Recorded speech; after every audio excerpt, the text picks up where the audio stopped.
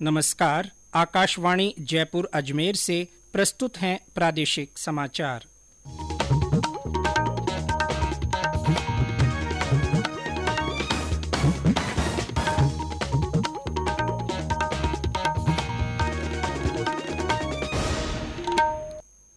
मुख्य समाचार।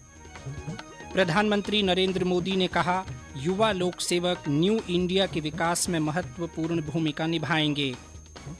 केंद्रीय जल शक्ति मंत्री गजेंद्र सिंह शेखावत ने कहा, बदलती परिस्थितियों के मद्देनजर मोटे अनाज को बढ़ावा दिया जाना चाहिए।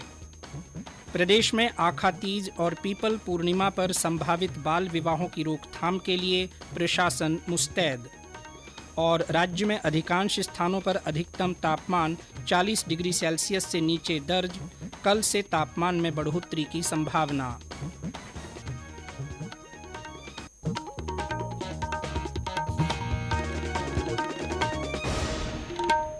समाचारों के साथ मैं जितेंद्र सिंह पूनिया। और अब समाचार विस्तार से। प्रधानमंत्री नरेंद्र मोदी ने केंद्र और राज्य सरकारों के कर्मचारियों से कहा है कि वे फैसला लेते समय केवल देश हित को ध्यान में रखें। वे आज दिल्ली में सिविल सेवा दिवस पर आयोजित समारोह को संबोधित कर रहे थे। उन्होंने कहा कि सुशासन किसी अधिकारी की निपुणता को उसकी व्यक्तिगत उपलब्धियों के आधार पर नहीं, बल्कि उनके कार्य के माध्यम से लोगों के जीवन में आए बदलाव से आंका जाएगा। श्री मोदी ने कहा कि युवा प्रशासनिक अधिकारी अमृतकाल के दौरान न्यू इंडिया के विकास में अत्यंत महत्वपूर्ण भूमिका निभाएंगे। प्रधानमंत्री ने यह भी कहा कि अमृतकाल में स्वतंत्रता सेनानियों के स्वप्न पूरे करना सबका सामूहिक दायित्व है। प्रधानमंत्री ने कहा कि एक विकसित भारत के लिए पंच प्रण से प्रेरित राष्ट्र अभूतपूर्व ऊंचाइयों पर पहुंचेगा। उन्होंने कहा कि सरकार का मंत्र अब भी राष्ट्र प्रथम, नागरिक प्रथम है।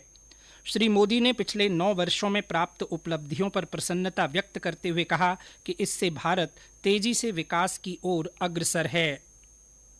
कोरोना के महासंकट के बावजूद आज भारत दुनिया की 5वीं सबसे बड़ी अर्थव्यवस्था है। आज भारत फिनटेक वर्ल्ड में छाया हुआ है। डिजिटल पेमेंट के मामले में भारत नंबर 1 है। आज भारत दुनिया के उन देशों में है जहां मोबाइल डेटा सबसे सस्ता है। आज भारत में दुनिया का तीसरा सबसे बड़ा स्टार्टअप इकोसिस्टम है। इस अवसर पर श्री मोदी ने 16 विजेताओं को लोक प्रशासन में उत्कृष्ट योगदान के लिए प्रधानमंत्री पुरस्कार भी प्रदान किए।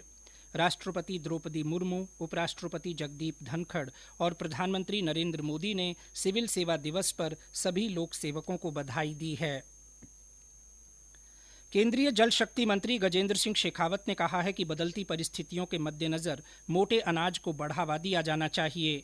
श्री शेखावत आज जोधपुर में 2 दिवसीय मोटा अनाज महोत्सव और प्रदर्शनी के समापन समारोह को संबोधित कर रहे थे।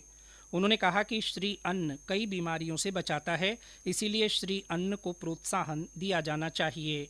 ग्लाइसेमिक इंडेक्स ज्यादा होने के कारण से जिस तरह से डायबिटीज बढ़ी है, उसके कारण से जो संकट देश में खड़ा हुआ, इंडस्ट्रियलाइजेशन हो रहा है फूड का, ये हमारे लिए एक अपॉर्चुनिटी है।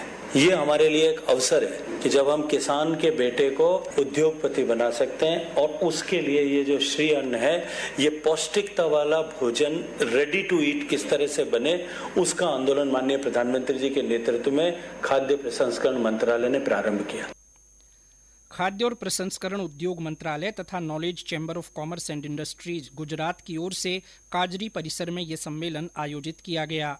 इस अवसर पर खाद्य प्रसंस्करण और जल शक्ति राज्य मंत्री प्रहलाद सिंह पटेल ने कहा कि मिलेट का अब प्रसार प्रचार करना होगा। उन्होंने बताया कि मिलेट को बढ़ावा देने के लिए केंद्र सरकार ने कई योजनाएं चलाई हैं। श्री पटेल ने कहा कि धान, गेहूं और चावल की बजाय हमें बाजरा, ज्वार पर जोर देना होगा ताकि पानी की बचत हो और अच्छा पोषण मिल सके। सम्मेलन में कृषि और किसान कल्याण राज्य मंत्री कैलाश चौधरी ने कहा कि मिलेट को प्रोत्साहित करने से पर्यावरण संरक्षित हो सकेगा और देसी बाजरे को ज्यादा बढ़ावा दिया जाना चाहिए। मुख्यमंत्री अशोक गहलोत ने कहा है कि आज महंगाई और बेरोजगारी सबसे बड़ी चुनौती है। आबादी में देश पहले नंबर पर आ गया है, लेकिन रोजगार और निवेश का बढ़ना भी जरूरी है। श्री गहलोत आज अजमेर के चंद्रवरदाई स्टेडियम में 2 दिवसीय संभाग स्तरीय मेगा जॉब फेयर के अंतिम दिन अभ्यर्थियों को नियुक्ति पत्र सौंपने के बाद समारोह को संबोधित कर रहे थे। उन्होंने कहा कि सरकार राज्य में निवेश बढ़ाने और अधिकाधिक औद्योगिक इकाइयां लगाने के सभी प्रयास कर रही है ताकि ज्यादा से ज्यादा युवाओं को रोजगार मिल सके। उन्होंने कहा कि राज्य सरकार महंगाई राहत शिविर लगाकर लोगों को बजट घोषणाओं का लाभ दिलाएगी। ये समाचार आकाशवाणी जयपुर अजमेर से प्रसारित किए जा रहे हैं। समाचार बुलेटिन में आपका फिर स्वागत है। आखा तीज और पीपल पूर्णिमा पर संभावित बाल विवाहों की रोकथाम के लिए प्रदेश में प्रशासन की ओर से विभिन्न प्रयास किए जा रहे हैं। हाल ही में इसके तहत राज्य बाल अधिकार संरक्षण आयोग की अध्यक्ष संगीता बेनीवाल की अध्यक्षता में जयपुर में एक बैठक आयोजित की गई। इसमें बाल विवाह मुक्त राजस्थान पोस्टर का विमोचन किया गया। बैठक को संबोधित करते हुए श्रीमती बेनीवाल ने कहा कि बाल विवाह जैसी कुरीति को समाप्त करने के लिए बालिकाओं को शिक्षा से जोड़ना आवश्यक है ताकि वे जागरूक होकर अपने अधिकारों को पहचान सकें और अन्याय के विरुद्ध आवाज उठा सकें। उन्होंने बताया कि बाल विवाह की प्रभावी रोकथाम के लिए आयोग ने आवश्यक कदम उठाए हैं। आखा तीज पर होने वाले बाल विवाह की रोकथाम के लिए भरतपुर में जिला प्रशासन की ओर से मॉनिटरिंग कमेटी का गठन किया गया है। साथ ही कंट्रोल रूम भी बनाया गया है। बाल विवाह की रोकथाम के लिए प्रतापगढ़ जिला प्रशासन ने नवाचार किया है। इसमें बाल विवाह की पूर्व सूचना साझा करने वाले व्यक्ति को 1100 रुपये नकद पुरस्कार दिया जाएगा। उधर झुंझुनू जिले में टास्क फोर्स का गठन किया गया है। जिला जज की अध्यक्षता में एक निगरानी समिति भी गठित की गई है। भीलवाड़ा में बाल विवाह की रोकथाम के लिए कंट्रोल रूम की स्थापना की गई है। केंद्र सरकार ने देश भर में विश्वविद्यालयों, आईआईटी, आईआईएम और इसी तरह के संस्थानों के निर्माण को बढ़ावा देकर उच्च शिक्षा के अवसर बढ़ाने के लिए महत्वपूर्ण उपाय किए हैं। देश में विश्वविद्यालयों की संख्या में पिछले 9 सालों में उल्लेखनीय वृद्धि देखी गई है, जो 2014 में 320 से बढ़कर 2023 में 1113 हो गए हैं। इसी तरह पिछले 9 सालों में 5298 कॉलेज बनाए गए हैं। 2014 में 38,498 कॉलेज की संख्या बढ़कर 2023 में 43,796 हो गई है। इसके अलावा पिछले 9 वर्षों में 16 आईआईटी और 13 आईआईएम का निर्माण हुआ है।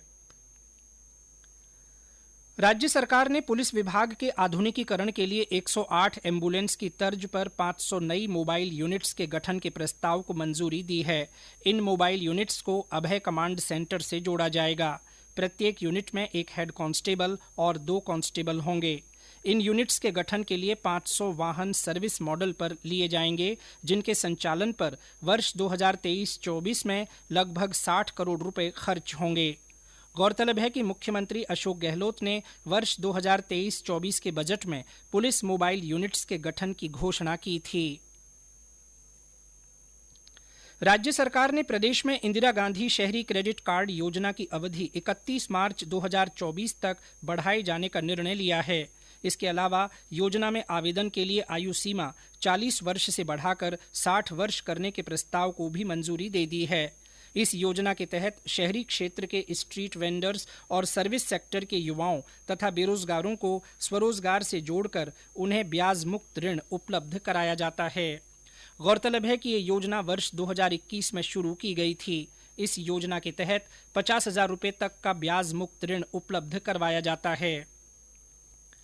मुबारक महीने रमजान के आखिरी जुमे जमातुल विदा की नमाज आज अदा की गई। राजधानी जयपुर की जौहरी बाजार स्थित जामा मस्जिद में जुमे की सामूहिक नमाज अदा की गई।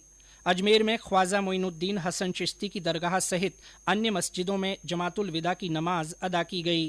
टोंक और बूंदी में जमातुल विदा की नमाज अदा कर देश में अमन चैन की दुआ की गई। वहीं आज चांद दिखने पर ईद उल फितर कल मनाई जाएगी। इसकी तैयारियां जोर शोर से चल रही हैं। मस्जिदों में रोशनी की जा रही है। जयपुर के 4 दीवारी क्षेत्र में ईद की खरीदारी के लिए लोगों में भारी उत्साह है। उधर प्रदेश में शिया दाऊदी बोहरा समाज की ओर से आज ईद का त्योहार हर्षोल्लास से मनाया जा रहा है। सुबह सूर्योदय के बाद ईद की सामूहिक नमाज अदा की गई। नमाज के बाद लोगों ने एक दूसरे को ईद की मुबारकबाद दी। डूंगरपुर जिले में भी बोहरा समुदाय ने ईद की सामूहिक नमाज अदा की। उदयपुर तथा झालावाड़ जिले के झालरापाटन, सुनेल, अकलेरा, खानपुर और चौमेला में भी दाऊदी बोहरा समाज ने आज ईद का त्योहार मनाया। उपराष्ट्रपति जगदीप धनखड़ ने ईद उल फितर पर देशवासियों को शुभकामनाएं दी हैं। उन्होंने कहा कि रमजान के पवित्र माह के पूरा होने के उपलक्ष्य में मनाया जाने वाला ईद उल फितर का त्योहार एक दूसरे के साथ खुशियां साझा करने का एक शुभ अवसर है। प्रदेश में अधिकांश स्थानों पर अधिकतम तापमान 40 डिग्री सेल्सियस से नीचे दर्ज किया जा रहा है। आगामी 24 घंटों में तापमान में विशेष परिवर्तन नहीं होने तथा कल से तापमान में हल्की बढ़ोतरी होने की संभावना है। मौसम विभाग के अनुसार राज्य में अगले 2-3 दिन मौसम शुष्क रहने की संभावना है। अगले 2-3 दिनों तक तापमान में विशेष परिवर्तन नहीं होने की संभावना है। हालांकि 24 अप्रैल से तापमान में 2 से 4 डिग्री सेल्सियस की बढ़ोतरी होने की संभावना है। इसके अलावा बारिश की भी बात करें तो ज्यादातर स्थानों पर मौसम शुष्क रहेगा। हालांकि राजस्थान के उत्तरी भागों में विशेष रूप से झुंझुनू, अलवर और आसपास के जिलों में 22-23 अप्रैल को आंशिक बादल छाए रहेंगे और कुछ स्थानों पर थंडर एक्टिविटी हो सकती है। ज्यादातर स्थानों पर मौसम शुष्क बना रहेगा। सिरोही जिले के माउंट आबू में नर और मादा भालुओं को ट्रैंकुलाइज कर सरिस्का अभ्यारण्य ले जाया गया है, जहां उन्हें विशेषज्ञों की देखरेख में रखा जाएगा। इन भालुओं के जोड़े को सामान्य व्यवहार के बाद जंगल में छोड़ा जाएगा। और अंत में मुख्य समाचार एक बार फिर। प्रधानमंत्री नरेंद्र मोदी ने कहा, युवा लोक सेवक न्यू इंडिया के विकास में महत्वपूर्ण भूमिका निभाएंगे। केंद्रीय जल शक्ति मंत्री गजेंद्र सिंह शेखावत ने कहा, बदलती परिस्थितियों के मद्देनजर मोटे अनाज को बढ़ावा दिया जाना चाहिए। प्रदेश में आखा तीज और पीपल पूर्णिमा पर संभावित बाल विवाहों की रोकथाम के लिए प्रशासन मुस्तैद है। और राज्य में अधिकांश स्थानों पर अधिकतम तापमान 40 डिग्री सेल्सियस से नीचे दर्ज किया गया। कल से तापमान में बढ़ोतरी की संभावना है। इसी के साथ प्रादेशिक समाचार बुलेटिन समाप्त हुआ। नमस्कार।